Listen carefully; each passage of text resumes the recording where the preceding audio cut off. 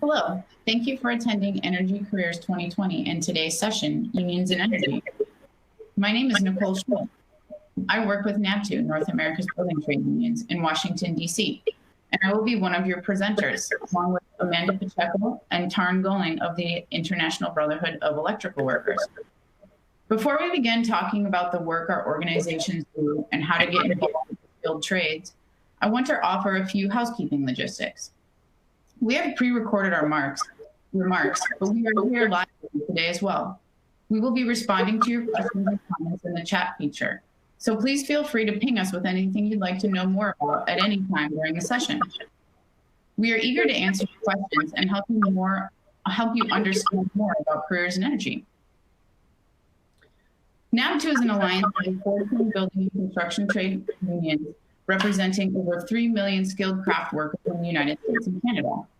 These hardworking men and women do everything from building highways to building state-of-the-art football stadiums like Allegiant Field, the new Las Vegas Raiders Stadium. In addition to building and maintaining our nation's energy infrastructure, including everything from building pipelines for natural gas transfers to building the nuclear reactors at Plant Vogtle. How does one get started in these careers? Registered apprenticeship. Registered apprenticeship is the gold standard in apprenticeship in the United States. A lot of people don't know about registered apprenticeship, and I'm here to outline how a career in the trade unfolds. Registered apprenticeship in the trade starts at our local training centers, sometimes referred to as JATCs. These JATCs across the country are jointly managed by labor and contractors. We have over 1,600 training facilities nationwide, and collectively we spend $1.6 billion a year on our training. All of this is privately funded through the hard work of the 3 million construction workers that make up the building and construction trades. We also work with 90,000 contractor partners nationwide. What a lot of people don't know about a registered apprenticeship is that it is a learn system, and that you are paid while in apprenticeship, not paying to be a part of apprenticeship. When accepted into registered apprenticeship, an apprentice begins work with a journey worker on a variety of sites across the country, depending on the trade that you are interested in working. Apprentices work a full week, depending on the project and the season, and attend training in nights and weekends as they move through apprenticeship. How long does this take? Kind of depends on the trade that you're interested in working. It might take a little bit longer if you choose to be an electrician or a pipe fitter, and it might be a little bit shorter if you choose to be a laborer, for instance. Apprentices make a certain percentage of what a journey worker makes until they finish apprenticeship and make a full journey worker's hourly rate. So beyond one of the biggest benefits, which I just described, which is earn while you learn, there are a lot of other benefits of working in the building trades. A lot of people talk about money, but a lot of people talk about safety. The number one thing that we focus on in the building construction trades is safety. Most apprentices and journey workers will tell you that that is one of the number one benefits of the job, is going to work knowing that you'll go home at the end of the day. When we go to talk about those benefits, apprentices and journey workers across the country have access to medical, dental, vision, and prescription insurance, in addition to 401k plans and local and national pension plans where they are offered, in addition to vacation and holiday pay. So where do I go? What do I do? First things first, to enter into a registered apprenticeship, there are a few things that you'll need to have. You'll need to have a high school diploma or a GED equivalent. You'll need to be a US citizen or in the process of naturalization. You'll need to be 18 years old and have a driver's license.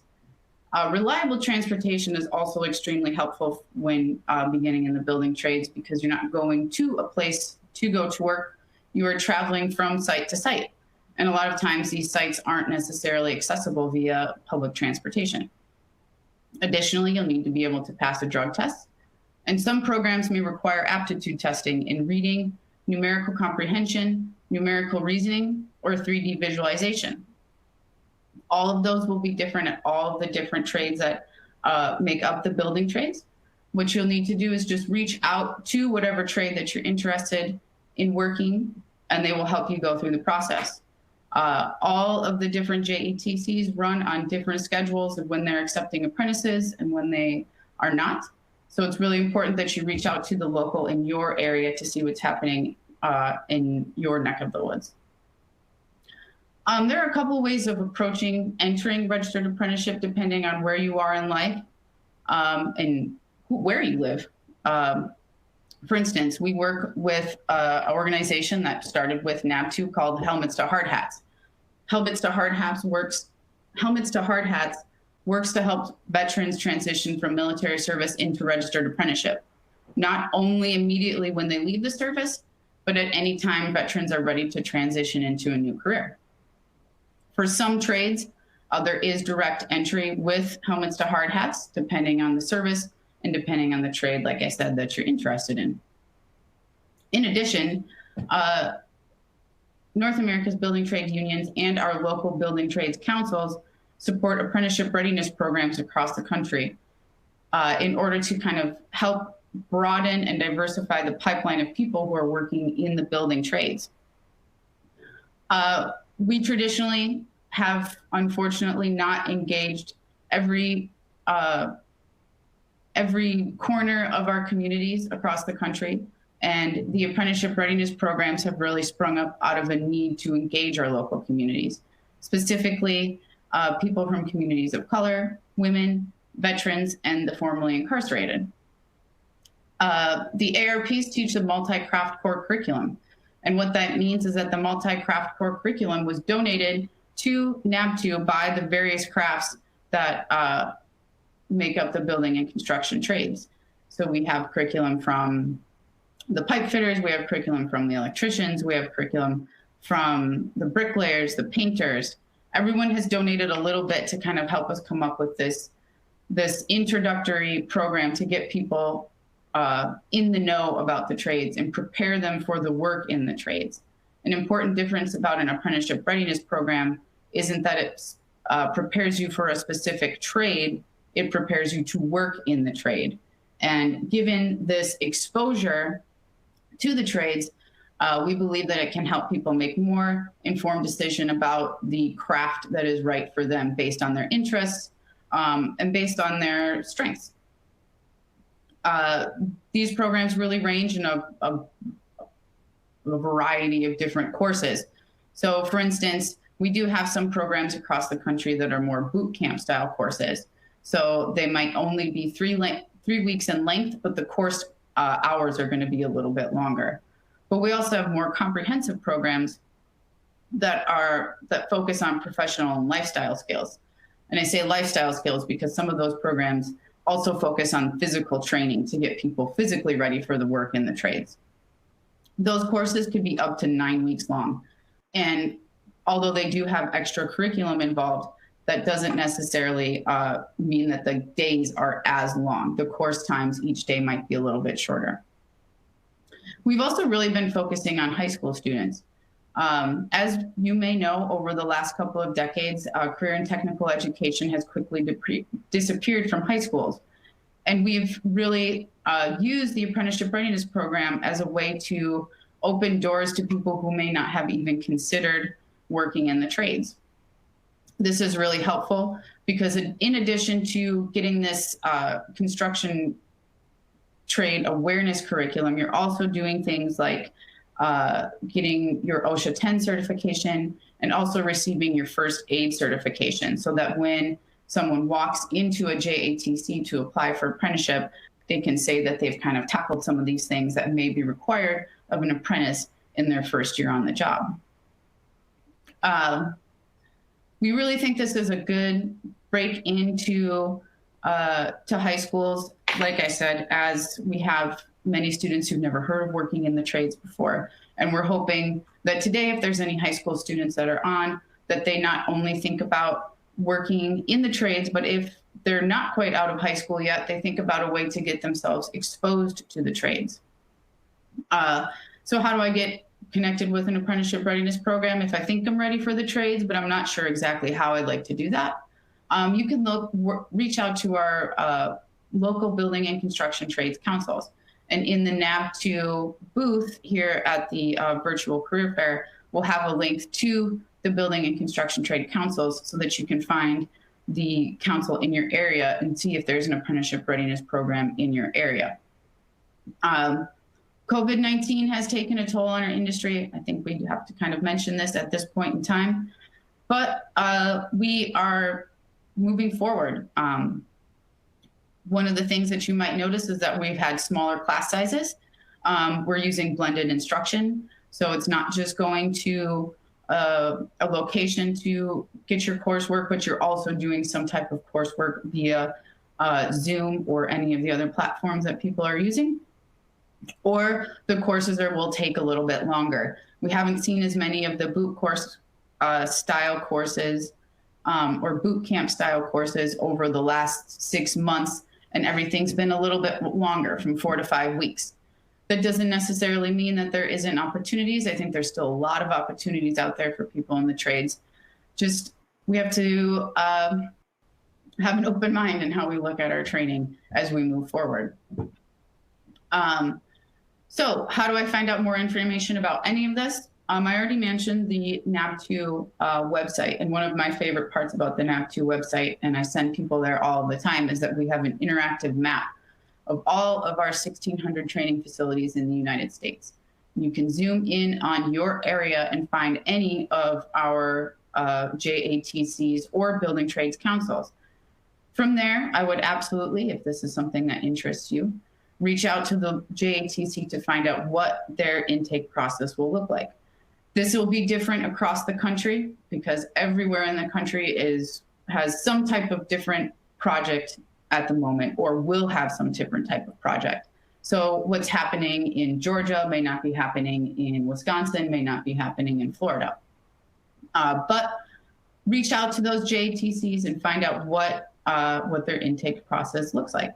If you are a veteran, you can reach out to Helmets to Hard Hats. Well, if you're a veteran, you can reach out to really any of these organizations, and we can help you connect to the right organization. But Helmets to Hard Hats will really walk you through the process and get you what you need.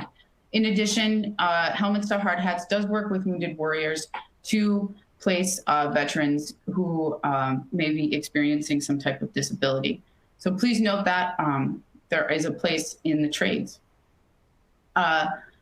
Again, I would go back to the NABTU website beyond the interactive map. We also have links to all of our affiliates' websites. So if you need more information on what it means to be an electrician, what it means to be a pipe fitter, what it might mean to look like to work at an energy transfer facility, you can find that information on the websites of all of our affiliates. And I really do encourage people to reach out simply because that's part of the process, is building relationships.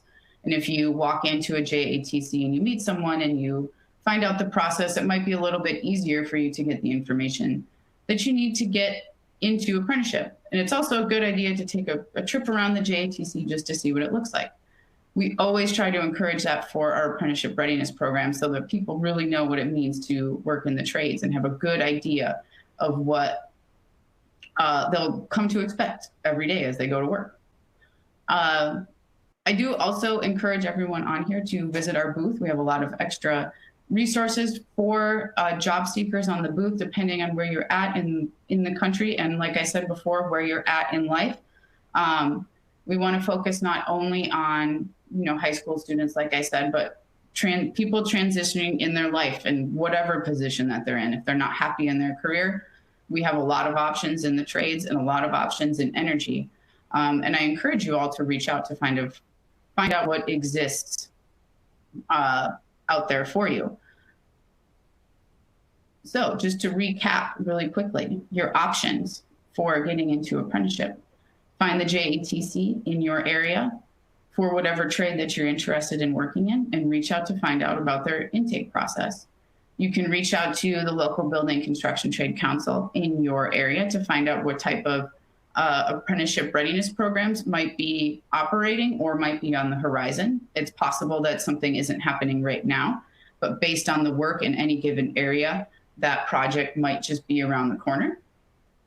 And again, for veterans, please always think of H2H, but also reach out to any one of our organizations to help you out.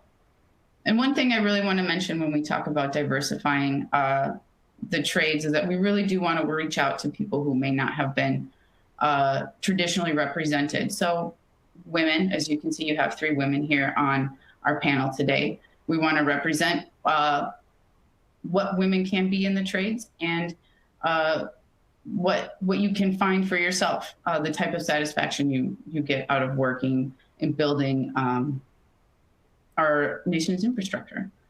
So having said all that, I'm going to now pass off my remarks, or pass off, excuse me, my remarks are finished. I'm going to pass off the baton to Tarn and Amanda to get a little bit of a different perspective on apprenticeship.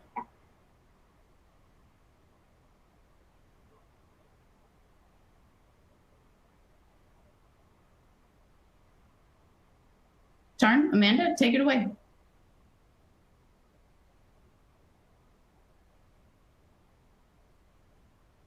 Great, thank you so much. I am Tarn Goling, and I just want to let everybody know why I'm here today. I am the director of our Civic, Community, and Engagement Department in the IBEW. And we at the IBEW are very much engaged with our communities. And so CEWD has reached out to the IBEW to talk a little bit more about construction in the energy sector. And so as the director of the Civic and Community Engagement Department, I was asked to participate on this panel. Additionally, I actually am a journey level inside wireman, which otherwise most people know as electricians. And so I'm going to share a little bit about what that part of my career looked like, as well as the work that we do in my department. Also with me from the IBEW is Amanda Pacheco. Hello, thanks Tarn, and thanks Nicole. That was, I learned a lot too. My name's Amanda Pacheco, she, her, hers. It is truly a privilege to be with you today, and I want to thank you for choosing this session and for joining us. I'm the director of the Education Department at the International Brotherhood of Electrical Workers. The title is actually a little misleading because I don't train anyone on how to wire anything. My work is really all about leadership and organizational development that is really core to our trade and to who we are as IBEW members. My career in education actually started over 25 years ago in the public school system, teaching high school students in a system where not everyone, of course, was on a path to the university or college, right? And working with students who really did need to know about the alternatives, the options that were out there for them, like the trades. And so now I have the privilege of working every day with our members and our leaders from incredibly diverse backgrounds who have built in a successful career in the electrical industry. So I'm going to share a little bit about that, about the education and training that's available, kind of piggybacking on what Nicole has already shared, and on what you'll hear from Tarn regarding her own personal experience with education and training in our trades. So I'm hoping that in our short time today that you'll be inspired to consider a career in the electrical industry, and specifically with the IBEW, because it truly is a great place to be and has a lot of opportunities for our future. So with that, I thought that I would just start by asking Tarn a question that I love talking to her about. And my question to Tarn, because we work together in the international office, which is so great.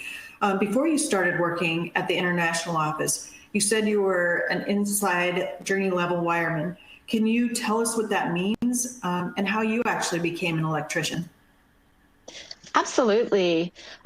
So what it means to be journeyed out is that a worker has gone through an apprenticeship program.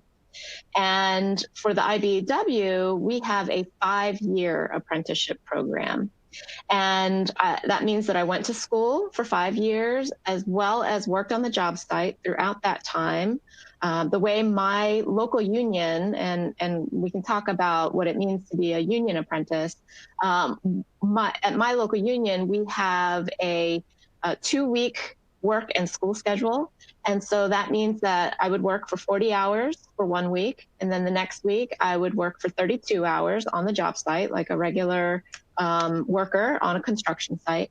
And then that last Friday, which was my day of school, I would go to school for 8 hours a day. And we would repeat that every 2 weeks for the first 3 years, the first 4 years. When I went through it, actually, I'm sorry, it was 3 years. But the final 2 years of my apprenticeship were evening classes. So I went on to a regular 40-hour work week every single day. And after having completed my apprenticeship program for 5 years, I passed and became journey level. And so we have different grades of pay depending on what classification you are. As far as how I found it was very interesting. I actually had gone to college and I graduated with a 4-year degree. But after landing a bunch of no-end jobs, I just decided that I had had enough. And so I took a little bit of time off with the tiny bit of savings that I had, and I remodeled my kitchen. The way I learned how to remodel my kitchen was through the doctorate program of Google, which is not the recommended practice, by the way. However, what I did get to do was I dabbled a little bit in drywall. I dabbled in, cutting wood for trim. I dabbled in tile work. I also dabbled in a little bit of electrical work. And what happened was at the end of finishing everything, it was almost like going through my own personal pre-apprenticeship program because I did a little bit of each. After that, I was hanging the pendant light fixtures to go over top of my kitchen island. And when I finished everything off, it was so fulfilling. And the thought occurred to me, why aren't I getting paid to do this work?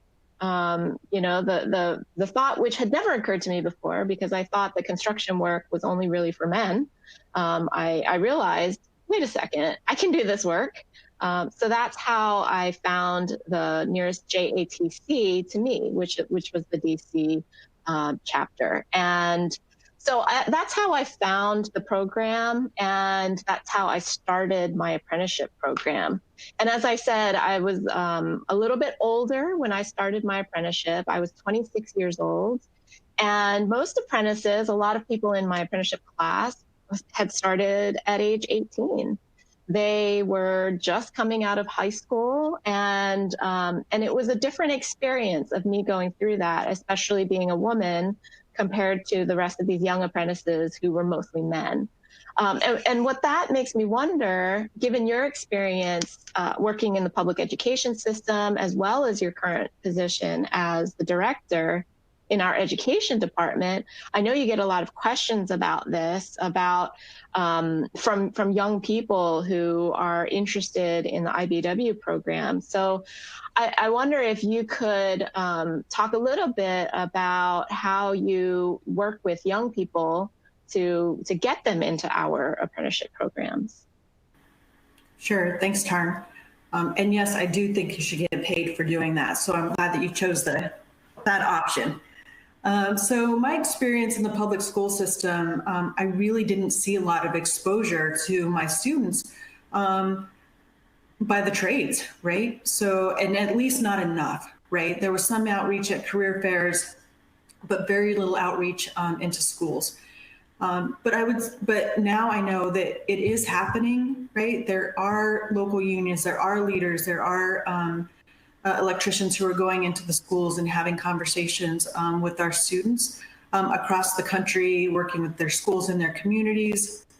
But like I said, it's not enough. And I don't think it's early enough. We think that high school is where we start having these conversations. Young people need to start seeing this as an alternative really early on. And some of those programs that are out there right now are targeting young people in elementary, middle schools, which I think is fantastic. So young people need to be educated about the value of the skilled trades, but not only students. We need to educate our teachers. We need to educate our counselors and our school administrators so that they'll provide access, so that they'll actually invite these alternative options and conversations into their schools. So the people who are making decisions about what students have access to need to know the value of the trades and what that can provide to a student who doesn't want to go into the college, the university path, who want to work with their hands, who are great at problem solving, who love math, who want to make a great living for them and their family. So during this time of COVID, it's been pretty interesting because I have received a lot of calls from people who are interested in the apprenticeship program. They're finding us, they're reaching out. So if those of you who are here today aren't being recruited or haven't been exposed to the trades and you are interested, I totally recommend that you reach out to our Electrical Training Alliance website. It's called electricaltrainingalliance.org. The Electrical Training Alliance was created over 70 years ago. As Nicole and Tarn talked about, it's a joint program between our contractors and our union. And it's aimed at training folks in the electrical industry. Today, our Electrical Training Alliance has trained, it's the largest apprenticeship program of its kind. We've trained over 350,000 apprentices to journey level status through those local JATC programs. The most helpful place to start is at that website, and there's a section called Future Students. So that section will tell you more about the types of apprenticeship programs that are offered, which is what's super cool about the IBEW, is that we're really diverse in the type of work that we offer. And it'll tell you exactly where those training centers are. So regardless of what state you're in, you can go to that Future Student section and you can find the training center and reach out to them and learn more about the specific requirements for that training center. What you should know is there's an IBEW in every state. So where you are, there will be an IBEW option. And if you want more information, if you're struggling with that, email me, Amanda Pacheco, at education@ibew.org. I get a lot of interest through that, and I'll send you an email that has those links to it. So one thing I want to say is that the work is diverse, it's worth learning more about, and you can find something that's a right fit for you. So Tarn, with that, now that what I just talked about, folks have found the training center, then what happens? Yeah, so as my apprenticeship process went almost to a T the way Nicole laid it out. When I looked up my local union's training center, they give right on the website exactly what is required to apply for the apprenticeship program. And it's similar to applying for a job.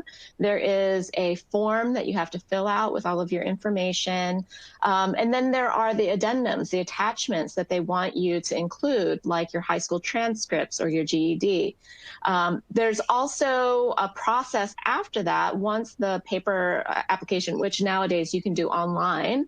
I actually had to go into the building and fill it out on paper, but now you can submit it online. And once everything has been checked off and verified, they will contact you. So they contacted me to then schedule an aptitude test. So for my local 26 in DC, there is a written aptitude test where you go in and sit in a room full of other applicants, and they hand this test out, and it's similar to the pre-SAT, that same test that everybody practices in high school. And there's a written portion of questions and answers, and then there's a little mathematical portion. One of the requirements for the electrical apprenticeship program is pre-algebra. So having taken that, which would be confirmed in your transcripts. And so the second portion of the test includes some pre-algebra questions, but there's a lot of study material out there if anyone is worried or concerned that they're not ready to take an aptitude test. There's definitely a lot of tutorials out there. And then if you make a certain score on the aptitude test, and I never knew what that cutoff was, and every year that cutoff does change because it depends on the needs of the market. But depending on that cutoff, anybody who makes it past a certain score in the aptitude test then will get called in to do an in-person interview. At least that's how they did it at my local. And so for that interview, you go to usually to the local union or the JATC, and there's actually a team of people. I can't remember exactly, but I believe there were 4 people on the other side of that table for me. And I sat down in front of them, and they asked me a series of questions about, various problem-solving skills and conflict resolution. And again, it's similar to a job interview. And what they're doing is it's a team of representatives from the local union as well as the training center. They both conduct the interview for every single apprentice applicant.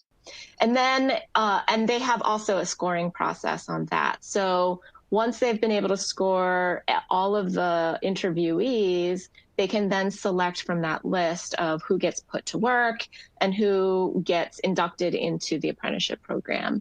So that's what I went through, and it was pretty straightforward. As far as pointers and tips and tricks for particularly what Nicole mentioned earlier about our historically marginalized populations, is that I would say the historically marginalized populations don't normally visualize themselves in this type of a job. And so that, for me, is the first step, is making that hurdle, getting over that hurdle of seeing yourself doing the work. Once you can see yourself doing the work, the rest of the process becomes natural, because it's easy to talk about in the interview why you want to work on a construction site, why you want to learn the skills that are necessary in the trade. And then once you get accepted into the apprenticeship, that's when all of the fun really begins, because you do get to learn a lot on the job, and you also learn a lot in the classroom. And that's the whole point of the apprenticeship, is that it's 2-in-1. You get the on-the-job experience at the same time as you get a 5-year education to learn your skill. We like to say doctors and lawyers don't even go to another 5 years past their standard education to get their professional degrees, but electricians do. So it's very important to make sure that you make every single class. Attendance is absolutely important, because every single day of classroom learning is absolutely important for your understanding of the craft. And that goes for your job as well. So attendance on the job site, when you're getting those on-the-job training hours, is super important, because our contractors that are out there doing this work and paying us for our wages really depend on a steady supply and stream of work hours from labor. And so it's important that we step up and make sure that our attendance is superb, especially as an apprentice. So making sure that you aim for that 100% attendance rate. Study for the tests. As far as the classroom sessions go, we have a series of tests which allow you to give a check on your own knowledge, how much you've learned, how much you've retained, how much you've been able to practice out in the field. And it's important that if you don't get that necessary practice in the field, that you at least understand the textbook information behind the scenes. That way you have it ready for you when you do actually encounter it on the job site. And then also being prepared. I think one of the best secrets of really successful apprentices is trying to be the absolute best helper you can possibly be. We try to pair our apprentices with a journey level worker, and team them together so that they can impart their own wisdom. And the best way to be a good apprentice is to try to anticipate the next move.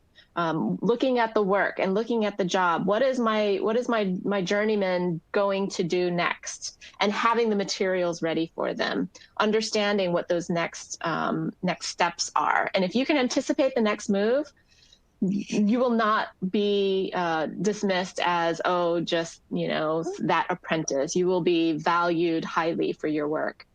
And then also, and this applies to apprentices as well as journey level workers, but finding a mentor is really important also. On the job site, in the training centers, or in your union, there is a phenomenal source of wisdom out there within our community. And if you can find a mentor or two or three or four, you will definitely have a leg up in terms of succeeding and getting the right advice. So I think those tips are probably good to keep in mind. I think it's an invaluable experience in terms of going through the apprenticeship as well as working in the energy field. Thanks, Taryn. It's not, it's easy to see that you're passionate about the work, and I know that you're still doing it on your own in your own house all the time. So it doesn't stop. So so we just want to finish this out by just, like I said, I hope that people are inspired to consider a career in the trades. So I just want to, my last question for you is, how has being, an electrician, how has being part of the IBEW, how has it affected you, and what has it meant to you? Yeah, thanks for that. I think the personal aspect of it is what keeps you going every day. And my career as an electrician has, starting with rudimentary stuff, the pay ladder experience of being an apprentice and knowing what your next pay grade increases are going to be, knowing when they're going to come, brings a level of financial security that I really hadn't experienced before. It taught me how to save money. One of my instructors said to my first year apprenticeship class, learn how to budget your money, learn how to save money, which means putting aside, even if it's $5 every paycheck. We get paid once every week, so that's helpful. And so I learned how to save money, and that's something, I was all the way into my mid-20s. I'd never learned that skill before. And the other piece of advice was learn how to survive on a third-year apprenticeship wages. And what that comes out to be is 70%, at least in my local union, that's 70% of what a journey level makes. And so if you are put out on disability or on unemployment, that's approximately what you would make, so around 70%. So that is a level of wisdom that I picked up from my apprentice instructors as well. And to this day, I still have budgeted to survive on a third-year apprenticeship wages. Having that continuous increase of pay actually allowed me to pay off all of my debts. I came out of a 4-year college, a liberal arts college, and I came out with $40,000 in debt. And having those pay increases, I was able to pay off my debt entirely. I had never felt such freedom before, and I was also able to help my parents out of their household debt as well. So that is something that is actually very valuable. But in terms of personal relationships, I think Nicole mentioned this as well. Relationships is what my entire career has been about. I have been able to forge lifelong friendships with people I have come through the local with, my past instructors, various union members and leaders who I continue to communicate with. And that, again, is so valuable in terms of understanding each other's plights in the work that we do. It's all about those relationships. And professionally, of course, there are so many options available within the electrical field, from all of those positions in your training centers as instructors. You can be mentors for other people, recruiting. I've been able to do a little bit of all of those things, and also experiencing what it means to be a union member. I learned ultimately how to apply that helper mentality that I mentioned before in all of the aspects of my life. So by learning how to be a really good apprentice, and by learning how to be a really good journey hand on the job, and then learning how to be a good foreman on the job, I have learned how to help my community in all of the aspects that I identify with, from taking various leadership roles because of the experiences that I've had.